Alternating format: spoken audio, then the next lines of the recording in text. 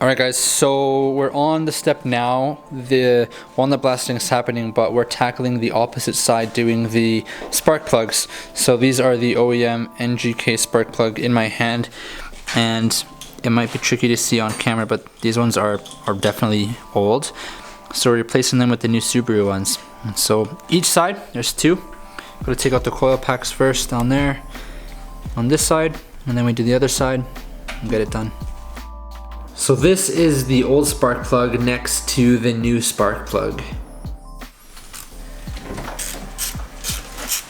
Next, we removed each of the bolts from the coil packs. Having a swivel joint extension for the ratchet made this a lot easier to maneuver and get in there.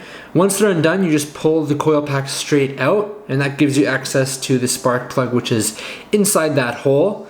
You need a 14mm deep socket to go in there and be able to loosen that.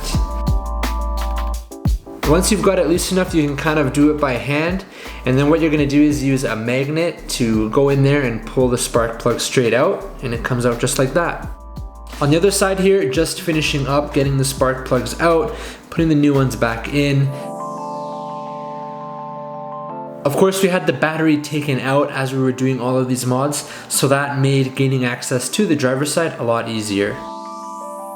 And it's basically the same thing for the driver's side as it is the passenger side. You can see this one's looking really dirty.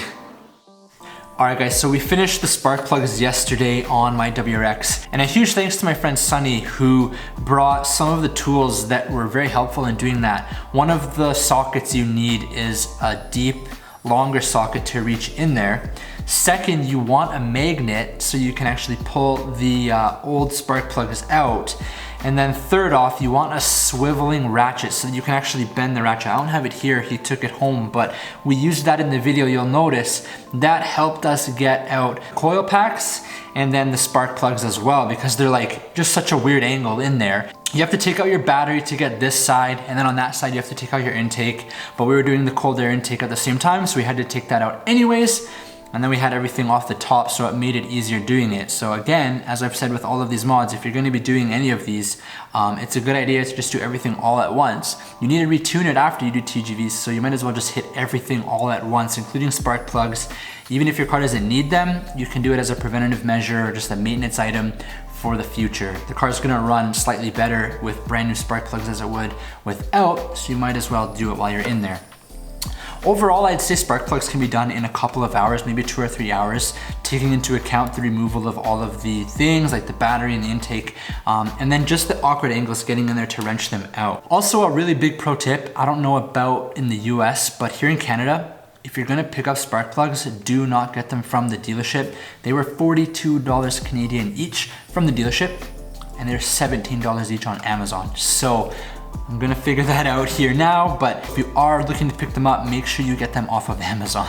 To be a bit more helpful, the part number in particular you need is an NGK spark plug, and it's ILKAR 8H6. So this here. If you have any questions on the spark plug change, feel free to leave a comment down below. Try my best to answer it. As always guys, thanks so much for watching, and I hope you're having a great day or night, whatever it is where you are.